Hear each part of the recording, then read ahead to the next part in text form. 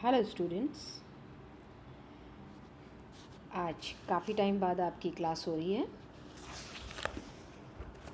पिछली क्लास में मैंने आपको एटॉमिक एंड मॉलिक्यूलर डायपोल्स के बारे में बताया था। उसी की कंटिन्यूटी में आज हम पढ़ेंगे induced electric dipole and atomic polarisability, प्रेरित वैद्युत द्विध्रुव एवं परमाणविक ध्रुवणता। ये तो हमने पहले ही क्लियर कर लिया कि जो अध्रुवीय परमाणु या अणु नॉन पोलर एटम या मॉलिक्यूल में नेट डायपोल मोमेंट ज़ीरो होता है। परंतु यदि इन अध्रुवीय परमाणुओं को, इन नॉन पोलर एटम को विद्युत क्षेत्र में रखा जाए तो विद्युत क्षेत्र के प्रभाव के कारण एटम में जो इलेक्ट्रॉन क्लाउड का डिस्ट्रीब्यूशन सेंटर है वो न्यूक्लियस से थोड़ा हट जाता है। क्या होता है कि जब हम नॉन पोलर एटम या मॉलिक्यूल को इलेक्ट्रिक फील्ड में रखते हैं तो इस इलेक्ट्रिक फील्ड के इफ़ेक्ट के कारण एटम में इलेक्ट्रॉन क्लाउड का जो डिस्ट्रीब्यूशन सेंटर है वो न्यूक्लियस से थोड़ा हट जाता है, जिसके कारण एटम में जो आपका एटम है जो नॉन पोलर था वो विद्युत द्विध्रुव के समान बिहेव करने लग जाता है और उसमें एक टेम्परेरी डायपोल मोमेंट इंड्यूस हो जाता है, प्रेरित हो जाता है। प्रेरित ध्रुवीय परमाणु का विद्युत क्षेत्र में वही बिहेवियर होता है जैसा कि परमानेंट पोलर एटम का होता है। नॉन पोलर एटम या मॉलिक्यूल में जो द्विध्रुव आघूर्ण किस प्रकार इंड्यूस होता है, इसके लिए हम हाइड्रोजन एटम का एग्जाम्पल लेते हैं। अब आप इस फिगर में देखिए, यहाँ देखिए आप इस फिगर के अंदर ये जो आपका है ये वाला एटम आपका, तो यहाँ पर जब इलेक्ट्रिक फील्ड नहीं है बाह्य विद्युत क्षेत्र की अनुपस्थिति में, एटम में इलेक्ट्रॉन चार्ज का डिस्ट्रीब्यूशन सिमेट्रिकल होता है। मतलब इलेक्ट्रॉन क्लाउड का डिस्ट्रीब्यूशन सेंटर न्यूक्लियस पे कॉन्साइड करता है। इस समय क्या है ये देखिए, ये स्पेस के न्यूक्लियस के सेंटर पे कॉन्साइड करता है, जैसा कि आपको ये फिगर में दिख रहा है। तो इसलिए इलेक्ट्रिक फील्ड जब प्रेजेंट नहीं होगा उसकी स्थिति में परमाणु पे नेट डायपोल मोमेंट क्या होगा, ज़ीरो होगा। क्यों ज़ीरो होगा? क्योंकि प्लस और नेगेटिव के बीच में कोई सेपरेशन नहीं है, डी की वैल्यू आपकी ज़ीरो होती है। तो नेट डायपोल मोमेंट इस कंडीशन में क्या हो गया, ज़ीरो हो गया। परंतु जब इलेक्ट्रिक फील्ड लगाया जाता है, जब यहाँ पर आपका क्या है, E is not equal to zero, जब आपका इलेक्ट्रिक फील्ड लगाया जाता है तो क्या होता है उस कंडीशन में, ये जो पॉजिटिव चार्ज न्यूक्लियस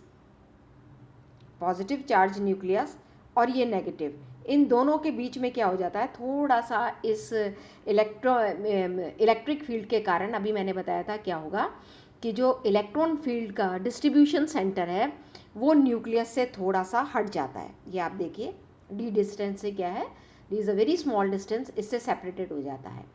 और इससे क्या होगा कि जो ये आपका एटम है नॉन पोलर एटम, ये इसके अंदर एक टेम्परेरी डायपोल मोमेंट इंड्यूस हो जाता है इन the presence of electric field. तो बाह्य विद्युत क्षेत्र की उपस्थिति में क्या होता है उस कंडीशन में, जब परमाणु पर इलेक्ट्रिक फील्ड लगाया जाता है तो जो ये पॉजिटिव चार्ज है न्यूक्लियस का और इलेक्ट्रॉन पर, इन दोनों पर क्या होता है, पॉजिटिव और नेगेटिव इलेक्ट्रॉन पर अपोजिट डायरेक्शन में फोर्स लगता है। जो प्लस चार्ज है उस पर भी फोर्स लगेगा और जो माइनस चार्ज है उस पर भी फोर्स लगेगा, और दोनों की डायरेक्शन क्या होगी, एक दूसरे के अपोजिट होगी। तो न्यूक्लियस और इलेक्ट्रॉन के मध्य, न्यूक्लियस पे कौन सा चार्ज है, पॉजिटिव चार्ज है, और इलेक्ट्रॉन पे कौन सा चार्ज है, नेगेटिव चार्ज है। तो दोनों के बीच में कौन सा फोर्स लगेगा, फोर्स ऑफ अट्रैक्शन। तो इनके बीच में लगने वाला आकर्षण बल क्या करता है, इलेक्ट्रॉन क्लाउड के सेंटर और न्यूक्लियस के बीच हुए डिस्प्लेसमेंट को कम करने की कोशिश करता है। क्योंकि जब दो, एक पॉजिटिव चार्ज हो गया और एक नेगेटिव चार्ज हो गया, तो नेचुरली में दोनों के बीच की में क्या लगेगा, बल लगेगा, और वो कौन सा बल होगा, फोर्स ऑफ अट्रैक्शन।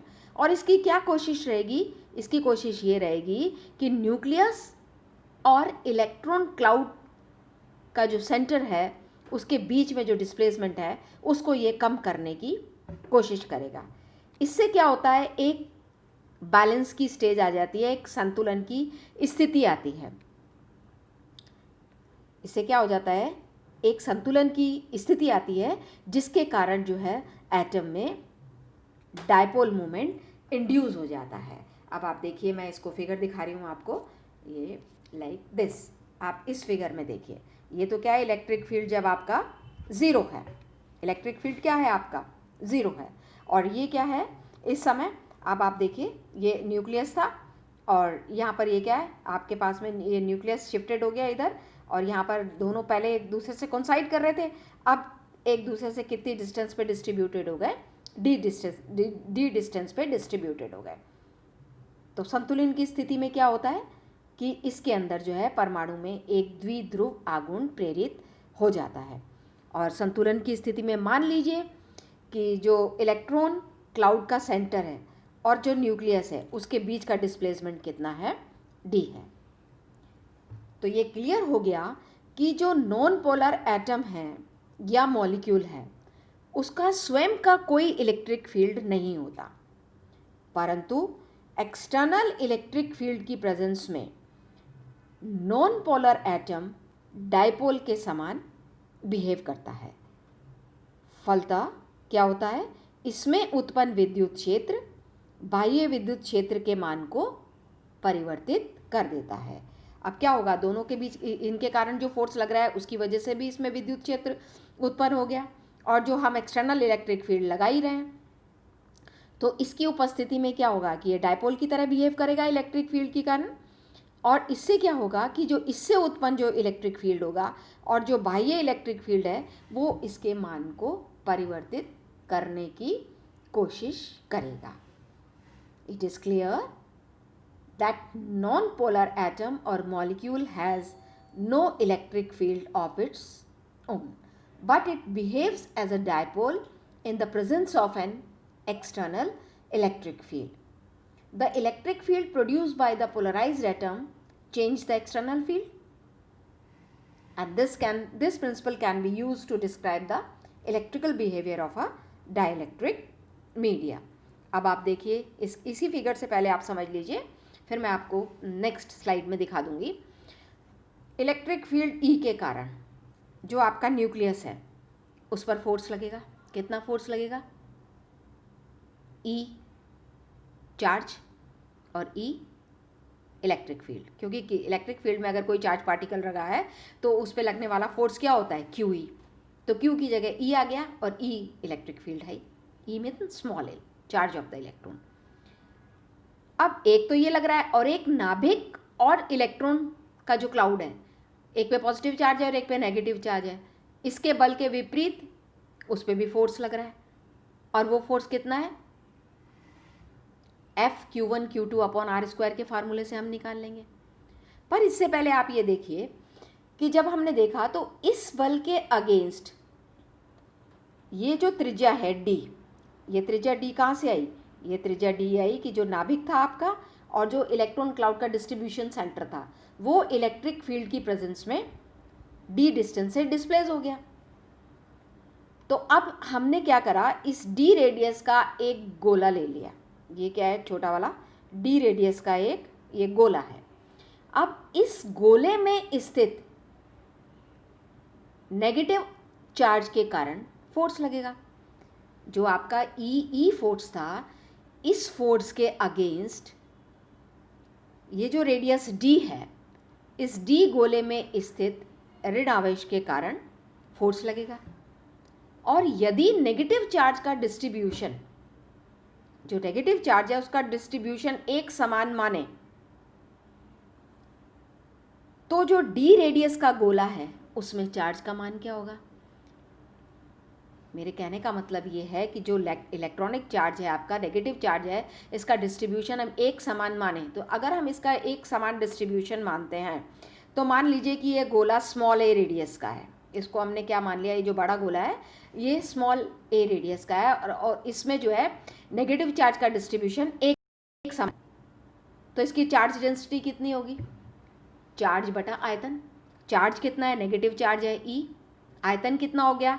ये ए रेडियस का हम गोला ले रहे हैं तो 4/3 पाई ए क्यूब, तो ई अपॉन 4/3 पाई ए क्यूब। ये तो चार्ज डेंसिटी हो गई, आवेश घनत्व तो पूरे इसकी। अब हमको क्या निकालना है? इस डी रेडियस के गोले में कितना चार्ज है, इसमें आवेश का मान कितना है। तो क्यू बराबर कितना होगा? आवेश घनत्व को अगर मैं इस गोले के आयतन से मल्टीप्लाई कर दूं तो चार्ज आ जाएगा। तो क्या आ जाएगा हमारे पास? चार्ज आ जाएगा। तो अब आप देखिए किस तरह से हम निकालते हैं। तो ये आप देखिए, ये क्या है आपके पास में? ये है विद्युत क्षेत्रीकरण नाभिक पर बल ई, ये मैंने आपको समझा दिया। और इस बल के अपोजिट डी रेडियस के गोले में स्थित नेगेटिव चार्ज के कारण बल लगेगा, ये भी मैंने आपको बता दिया फिगर से। यदि नेगेटिव चार्ज का डिस्ट्रीब्यूशन एक समान गोले माने तो डी रेडियस के स्फीयर में चार्ज का मान कितना होगा? This is your charge density, charge per unit volume. Volume किसका लेंगे? जो बड़ा वाला गोला था उसका, 4/3 पाई ए क्यूब इंटू छोटे गोले का वॉल्यूम, वो कितना होगा? 4/3 पाई डी क्यूब।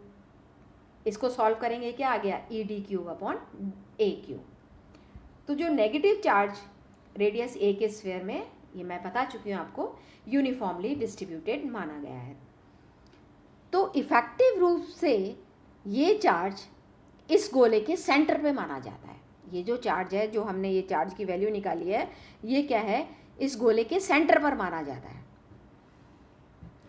अब ये तो गोले के सेंटर पे हो गया, और जो डिस्प्लेस नेगेटिव चार्ज है, डिस्ट्रीब्यूशन का जो सेंटर है वो अलग है।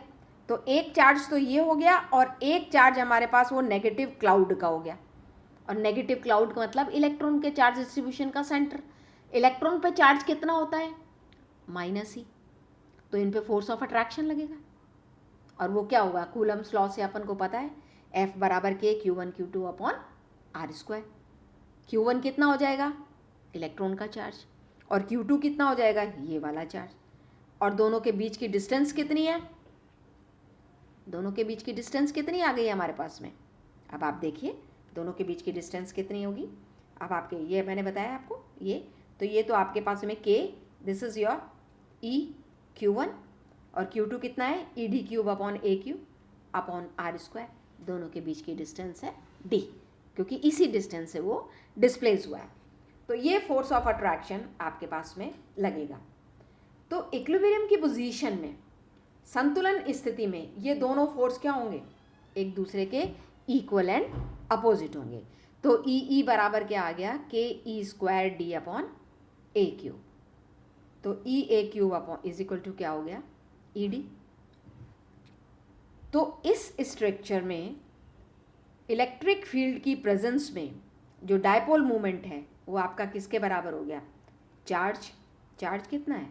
ई, और दोनों के बीच की डिस्टेंस कितनी है? D, E D. अब ई डी बराबर क्या है हमारे पास? ई ए क्यूब अपॉन के। तो यहाँ रख दिया हमने ई ए क्यूब अपॉन ए। के की वैल्यू कितनी है? 1/4 पाई एप्सिलॉन 0। के की वैल्यू रखेंगे तो पी की वैल्यू कितनी आ गई? 4 pi epsilon 0 E a cube. तो आपने क्या देखा? अब अगर हम ये मान लें कि जो बड़ा वाला गोला, आपको ध्यान हो, उसका रेडियस ए है और उसका वॉल्यूम क्या होगा? 4/3 पाई ए क्यूब। तो इसको वॉल्यूम की फॉर्म में क्या हो गया? P बराबर 3 एप्सिलॉन 0 EV। तो हमने क्या देखा? जो डायपोल मोमेंट है P, जो द्विध्रुव आघूर्ण है P की दिशा क्या होगी, डायरेक्शन क्या होगी, नेगेटिव चार्ज के सेंटर से पॉजिटिव चार्ज के सेंटर की ओर होगी, अर्थात along the direction of electric field.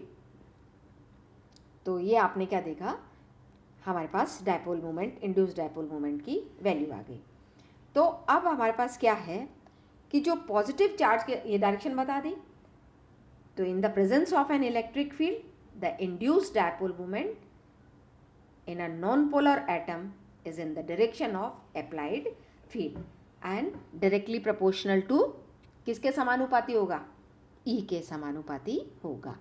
तो बाह्य विद्युत क्षेत्र की अनुपस्थिति में अध्रुवी परमाणु में प्रेरित द्विध्रुव आघूर्ण P अप्लाइड इलेक्ट्रिक फील्ड के अनुक्रमानुपाती होता है और क्षेत्र की दिशा में ही प्रेरित होता है।